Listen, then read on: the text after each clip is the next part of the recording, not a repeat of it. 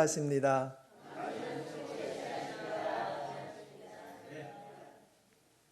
하는 일마다 잘 될 것입니다. 여러분의 가정과 사업장에 좋은 일이 많이 일어나기를 주님의 이름으로 축복합니다. 오늘은 내가 믿는 하나님, 우리가 예수 믿는다고 말했을 때에 내가 믿는 예수님은 어떤 분이신가를 점검하는 시간이 되기를 원합니다. 성도 여러분, 예수님이 어떤 분이십니까? 어떤 분에게는 아직도 예수님 하면 뭔가 두려운, 무서운 그런 하나님, 아니 어떤 분에게는 친한 친구처럼 여기시는 분들도 있을 수 있을 것입니다. 아니면은 내가 무엇이든지 기도하면 모든 것을 다 들어주시는 아이들의 마음, 산타크로스와 같은 그런 예수님으로 믿고 있지는 않습니까? 성경에서 말하고 있지 않는 자신의 어떤 경험과 선입관으로 예수를 믿고 있지 않는지 오늘 우리는 자신을 점검하는 시간이 되길 바랍니다. 오늘 본문에 있는 내용은 우리가 잘 알고 있는 내용입니다. 풍랑을 만나 힘들어 고통 중에 있는 제자들에게 예수님이 찾아가셔서 그 풍랑을 잠잠케 하시고 구원해 주셨습니다. 그럴 때에 그 풍랑을 잠잠케 하시는 그 예수님을 보시고 비로소 제자들이 예수님을 하나님의 아들입니다라고 그렇게 고백하고 있는 내용입니다. 오늘 본문에 있는 이 말씀을 통하여서 우리가 예수님을 확실하게 더 알고 아는 것만큼 다른 사람에게도 복음을 전할 수 있기를 바랍니다. 우리가 예수를 믿는다고 말하는데 우리가 믿는 그 예수님을 알아가기 위하여서는 먼저 무엇을 해야 되는가? 그 첫 번째가 우리가 믿는 예수님의 음성을 들어야 합니다. 우리가 예수님을 알기 위하여서는 예수님의 음성을 들어야 됩니다. 우리가 오늘 본문 이 앞서 어떤 사건이 있었습니다. 오늘 본문 앞에 일어난 사건은 너무나도 잘 알고 있는 물고기 2마리와 보리떡 5개로 5,000명을 먹이고 12강주를 남게 거두었던 사건입니다.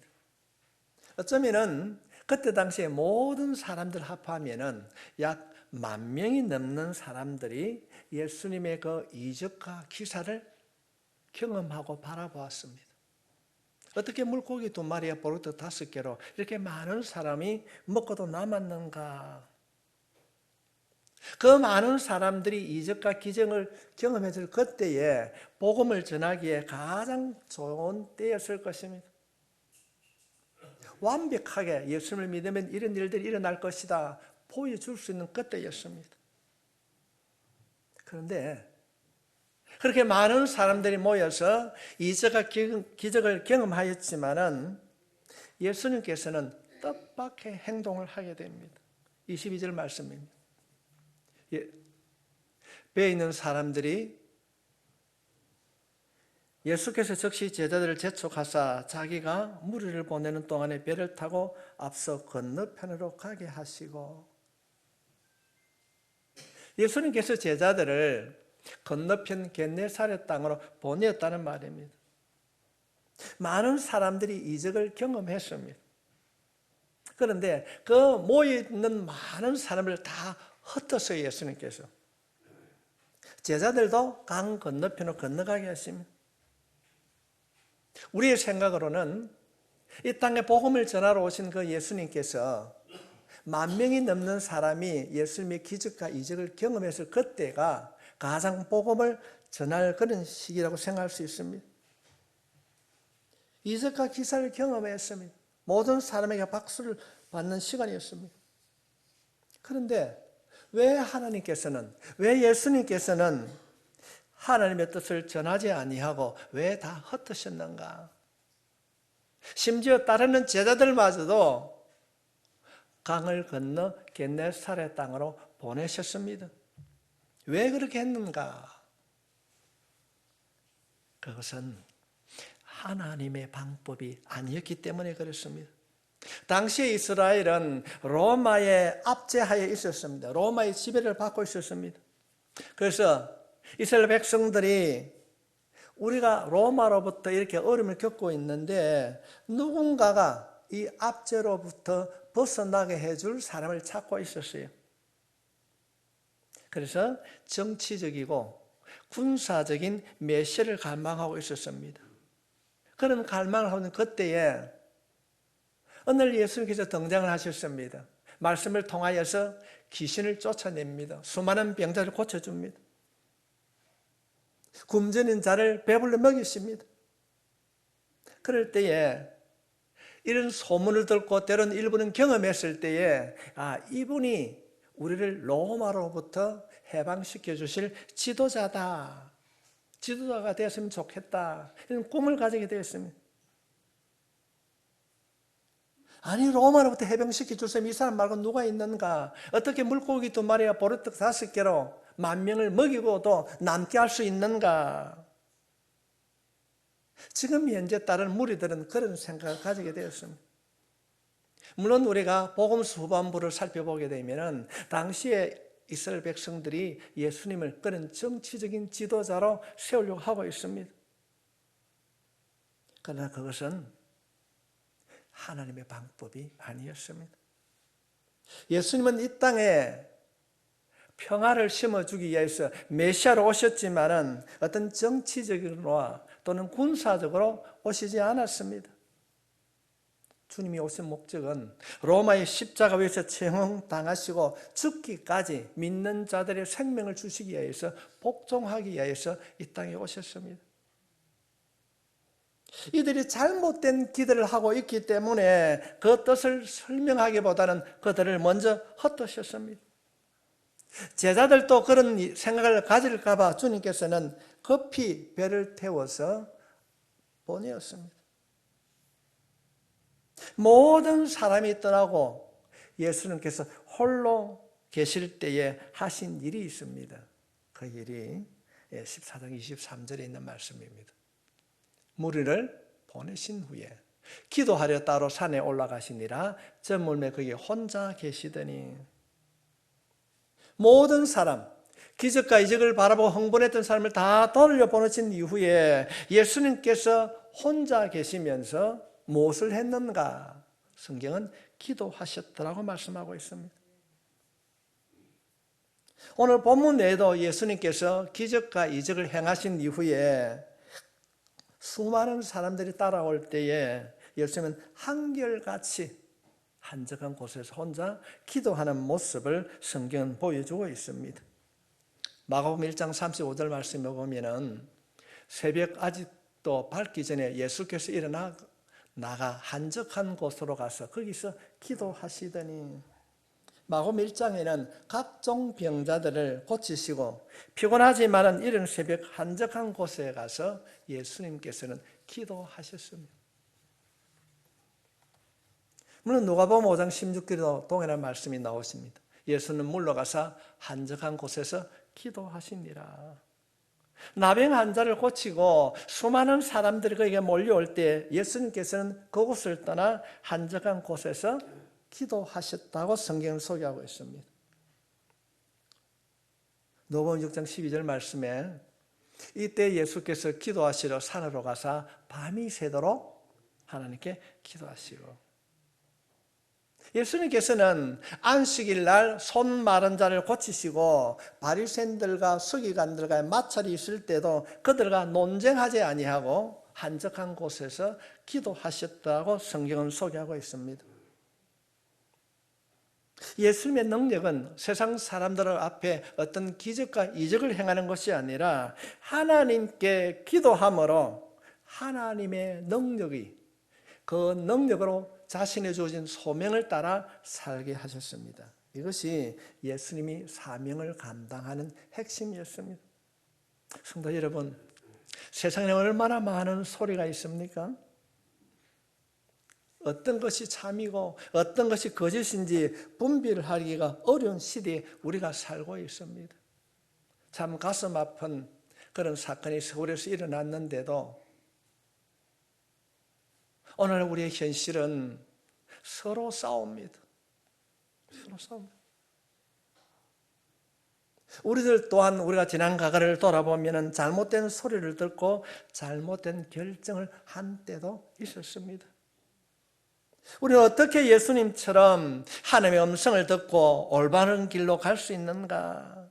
오늘 예배를 드리는 우리 모두가 하나님의 음성 듣기를 바랍니다. 문제는 어떻게 하면 그 하나님의 음성을 들을 수가 있는가? 어떤 분들은, 저도 어릴 때 그런 생각을 많이 했습니다. 하나님, 꿈에서라도 하나님의 음성 듣기를 원합니다. 누구야? 우리가 그런 음성을 들으면 주님, 내가 평생 흔들리지 아니하고 예수님 잘 믿겠습니다. 한 번이라도 꿈에 나타나 주십시오. 혹시 여러분 그런 생각해 본 적이 없습니까? 물론 아주 특별하게 하나님께서 나타나는 경우도 있지만은 성경 곳곳에 하나님은 꿈에서 환상으로 나타나기도 하시지만은 보편적으로 나타나는 방법이 있습니다. 하나님의 음성 듣기를 원하십니까?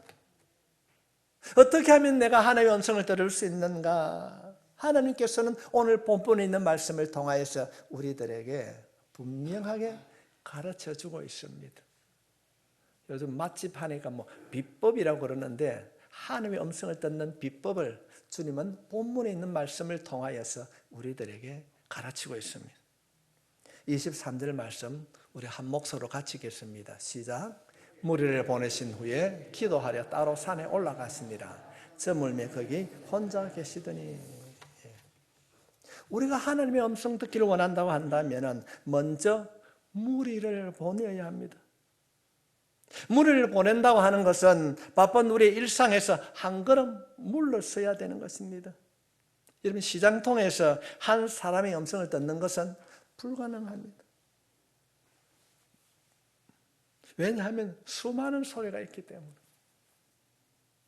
시장통에 장사하는 우리 박 권사님 가게 제가 자주는 안 가는데 한번 가서 보면 지나가는 사람이 입을 닫고 가는 사람 아무도 없어요. 참 많은 말이 있습니다.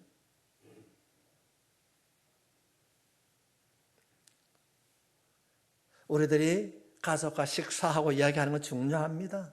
일터에서 사람과 동료들과 소통하는 것이 매우 중요합니다. 이것이 중요하지 않다는 것이 아니라 수많은 소리가 들릴 때에 그때에 하나님의 음성에 집중할 수가 없다는 것입니다. 하나님께서는 여전히 우리에게 말씀하시지만은 우리가 집중하지 아니하면은 말씀하시는 그 하나님의 음성을 들을 수가 없습니다. 주님께서 첫 번째로 무리를 보내신 것은 한적한 시간을 찾는 것입니다. 어떤 분에게 이 한적한 시간이 이른 새벽 시간이 될 수 있고 또 어떤 분에게는 잠자기 들기 전에 시간이 될 수도 있습니다. 아니면 점심을 먹고 난 이후에 누구에게도 방해받지 않는 시간이 될 수도 있습니다. 오늘 본문은 하나님의 음성을 듣기 위하여서는 무리를 떠나 한적한 시간을 갖는 것이 필요하다는 것입니다. 하나님을 만나고 하나님의 음성을 듣기를 원하는 그 한적한 시간. 둘째로 기도하려 따로 산에 올라가야 됩니다. 이 말은 장소를 찾아야 한다는 것입니다. 한적한 장소를 찾아야 한다는 것입니다. 오해는 하지 마십시오. 한적한 장소에만 하나님이 계시고 딴 곳에는 계시지 않는다, 하나님의 음성을 듣지 못한다는 것은 아닙니다. 우리가 여기에서 기도할 때도 가정이나 어디에서나 기도할 때 하나님은 들으십니다. 일터에서 기도할 때 듣지 않는다는 것이 아니라 우리가 한적한 시간을 정하고 장소를 정하고 하나님께 나아갈 때 그때 주시는 하나님의 특별한 은혜가 있다는 것입니다. 제가 아는 분은 그런 말씀을 하시더라고요. 목사님들이 시간이 없어서 점심을 먹고 난 뒤에 일찍 먹고 차 안에서 한 30분 동안 성경도 보고 기도합니다.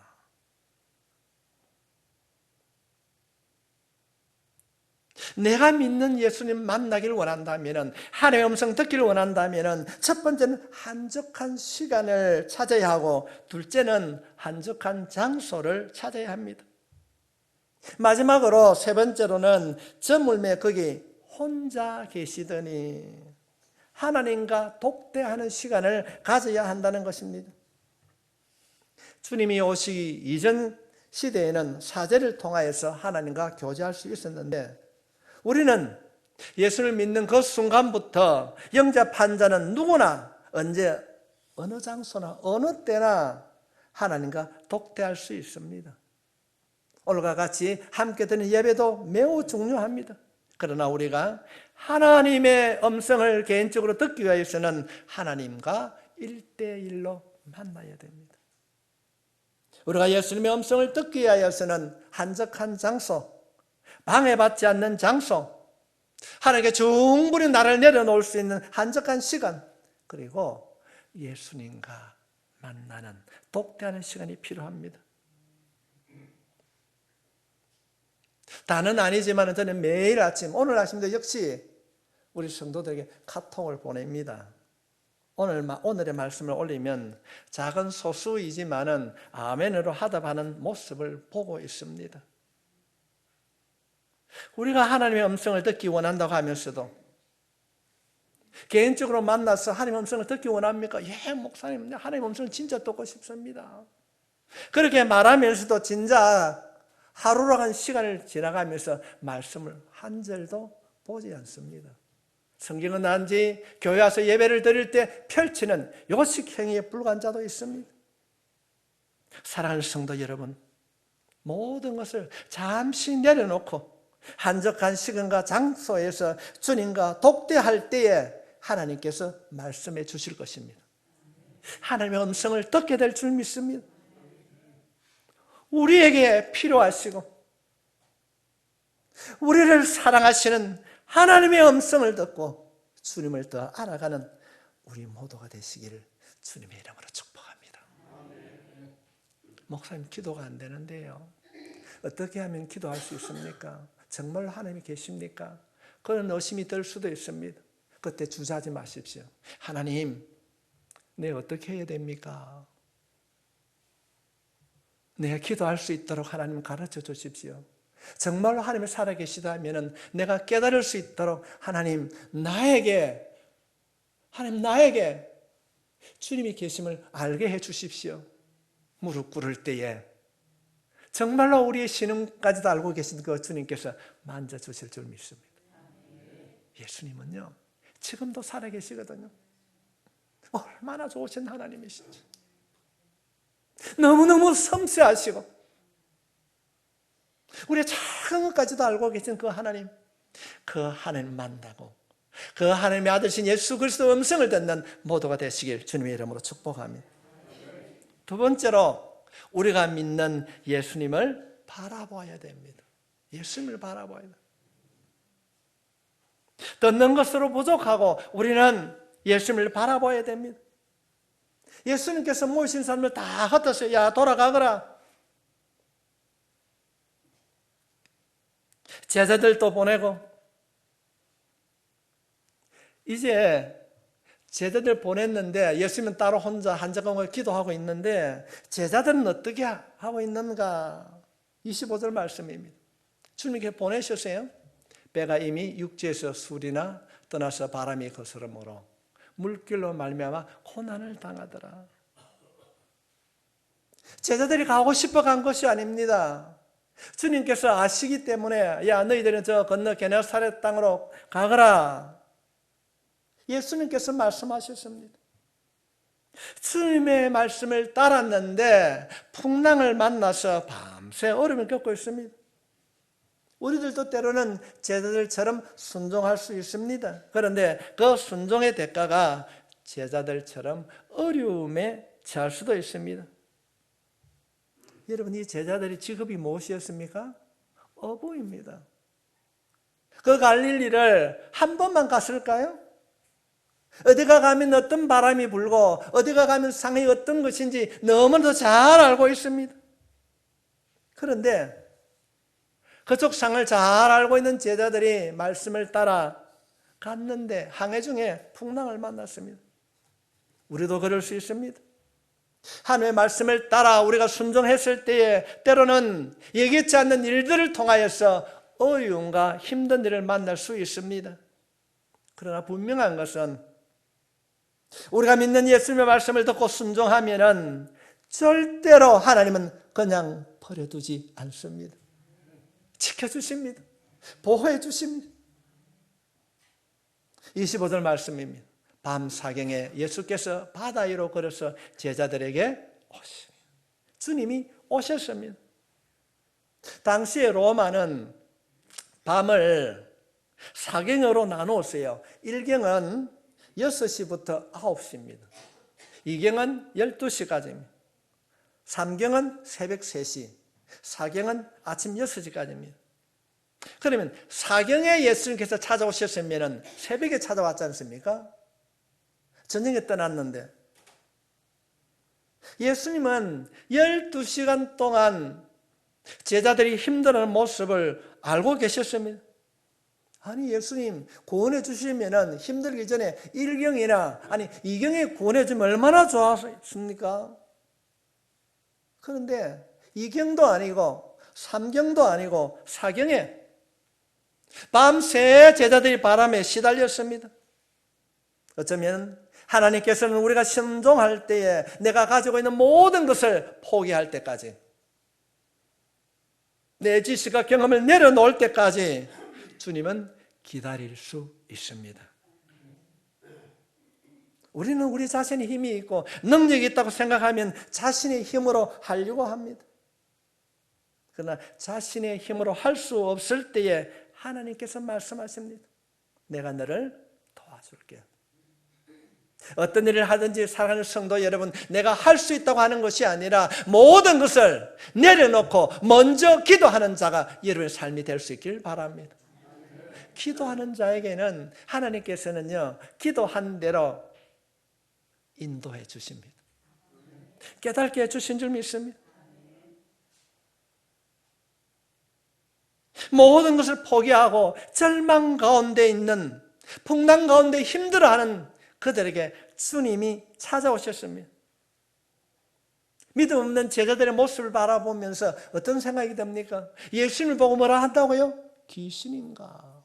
귀신인가? 하나님의 도움을 구하십니다.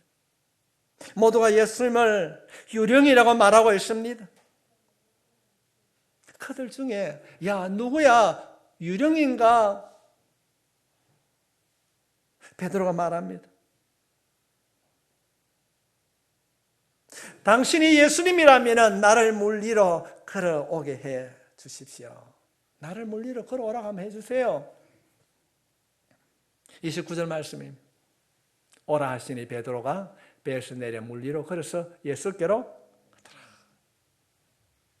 성도 여러분, 상황이 어렵고 풍랑으로 인해서 힘들고 죽을 것 같아도 예수님의 음성을 듣고 예수님을 바라보면은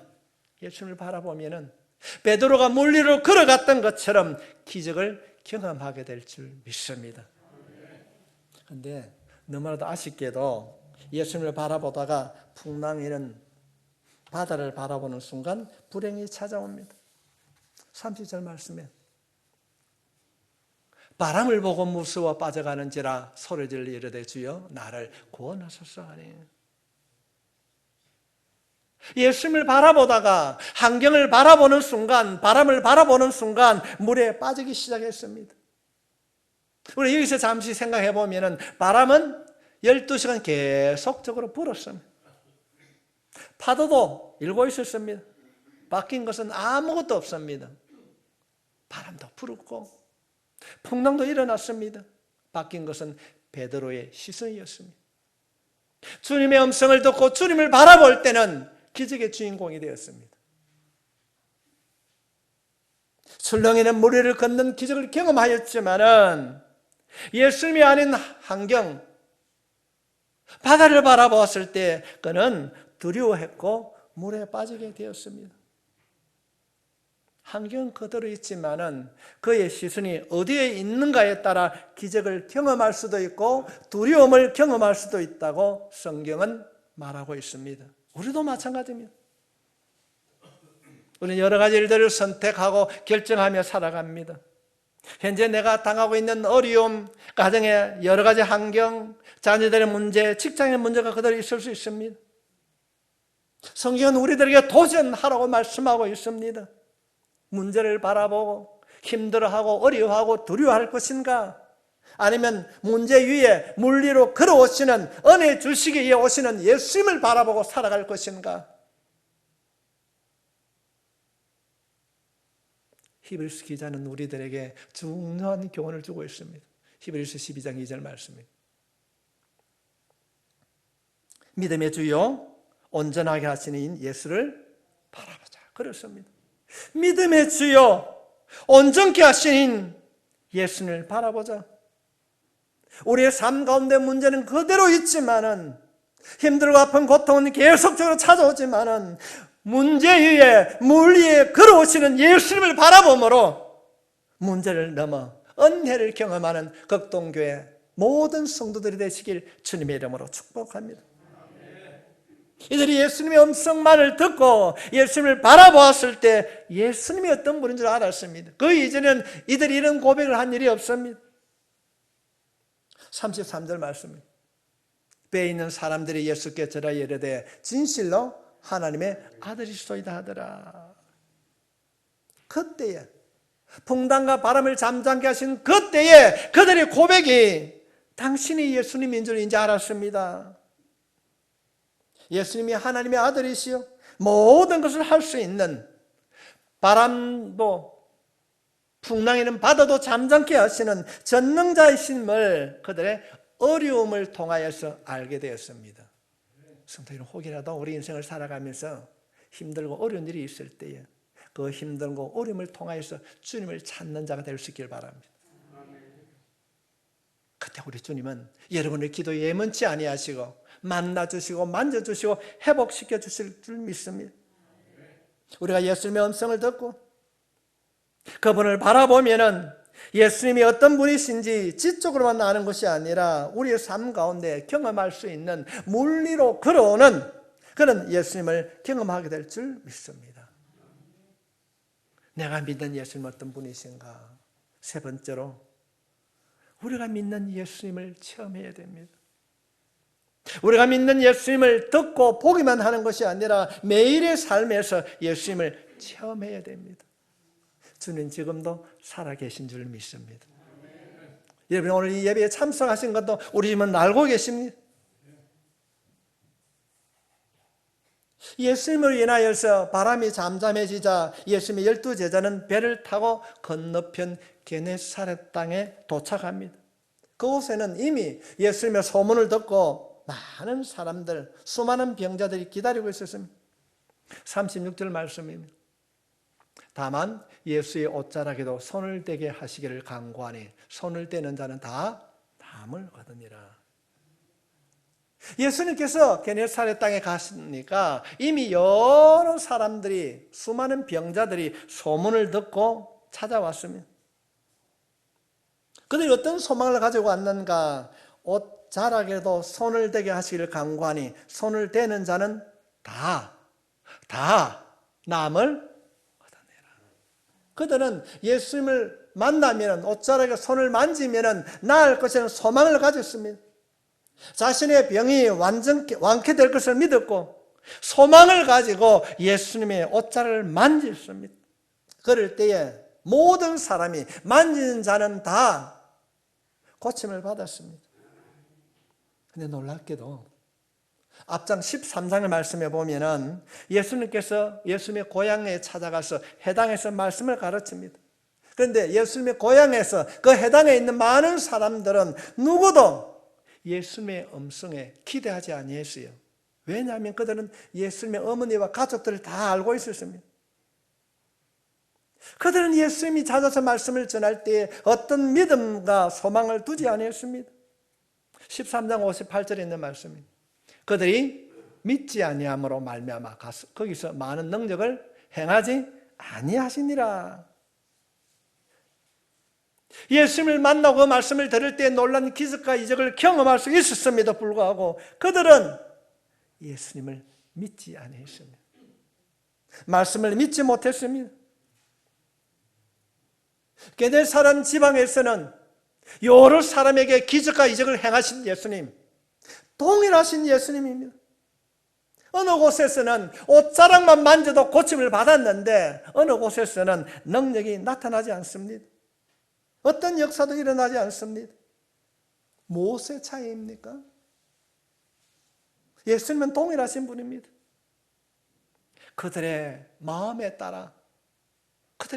따라 역사가 있기도 했고 없기도 했습니다. 교회를 출석하시면서 게네사렛 땅의 사람들처럼 예수님에 대한 소망을 가지고 오는 분들도 있습니다. 오늘 말씀을 들으러 우리가 예배를 드릴 때 오늘 또 어떤 말씀으로 내가 변화될 것인가 기대하며 오시는 분들도 있고 그저 습관처럼 오시는 분들도 있을 수 있습니다. 우리가 교회를 통하여서 하나님의 말씀을 듣고 예수님을 바르게 알아갈 때에 우리에게도 게네사렛 땅에 옷을 만지는 자마다 고침을 받는 성령의 역사심이 일어나게 될 줄 믿습니다. 기적과 이적이 성경에 기록되어 있는 하나의 기록물이 아니라 우리가 말씀으로 믿고 나아가게 될 때에 놀라운 일들이 일어나게 될 줄 믿습니다. 저는 이 말씀을 전하면서 준비하면서 이런 생각을 가졌습니다. 내가 지금 이 시간도 예수 그리스도 이름으로 선포하노니 오늘 예배를 드리는 모든 성도들의 가정에 있는 어둠의 영과 질병은 떠나갈지어다. 악한 영에 묶임당하고 소멸될지어다. 우리가 확신을 가지고 걸어가게 되면 놀라운 일들이 일어나게 될 줄 믿습니다. 그냥 예배를 드릴 때에 소망 없이 참석하고 있지는 않는지 우리 스스로 자신을 점검하고 언제든지 준비된 마음으로 참석하게 되면 하나님께서 역사해 주실 줄 믿습니다.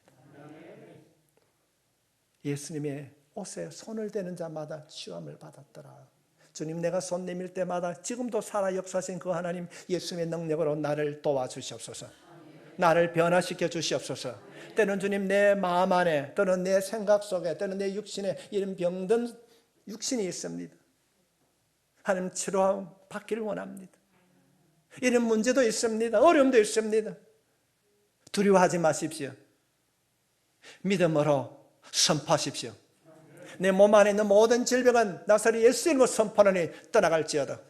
고침받을지어다. 주님, 게네사렛 땅에 옷을 만지는 자마다 나음을 얻었듯이 내가 예수 이름을 부를 때에 기도할 때에 고침받고 변화되는 역사가 있게 해 주실 줄 믿습니다. 우리가 지금 다니엘 기도회를 지금 계속 중에 있습니다. 첫날에 김원호 목사님의 주제가 그거였어요. 선포하라. 한번 따라합시다. 선포하라. 선포하게 될 때에 어둠의 영이 결박되고 떠나가게 될 줄 믿습니다. 선포하십시오. 잘 될 줄 믿습니다. 좋은 일이 있게 될 줄 믿습니다. 예수 이름으로 선포하노니 내 가정에 있는 모든 어둠의 영 결박되고 떠나갈지어다. 내 자녀의 삶을 힘들게 하는 어둠의 영도 떠나갈지어다. 복잡하고 말할 수 없는 해결하지 못한 그 어떤 문제도 내가 예수 이름으로 선포할 때 해결되고 정리될지어다.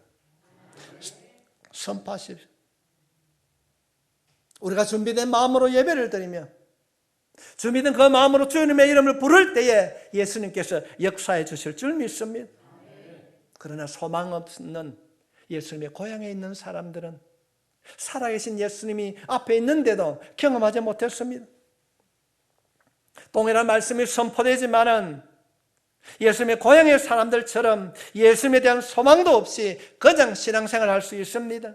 그러나 게네사렛 사람들처럼 기대와 소망을 가지고 자신의 죄를 깨닫고 회개하며 예수님을 부를 때에 놀라운 기적의 역사가 일어나게 될 줄 믿습니다. 우리의 삶 속에 이런 기적과 이적이 경험되어 줄 수 있길 바랍니다. 우리가 바르게 참된 예수 군으로 거듭나기 위하여서는 먼저 예수님의 음성을 듣고 예수님을 바라보고 예수님을 체험함으로 우리가 성령 충만함으로 누구에게나 어떤 장소 어떤 환경에서도 복음을 전하는 자로 하나님의 도구로 쓰임받을 수 있기를 예수님의 이름으로 축복합니다.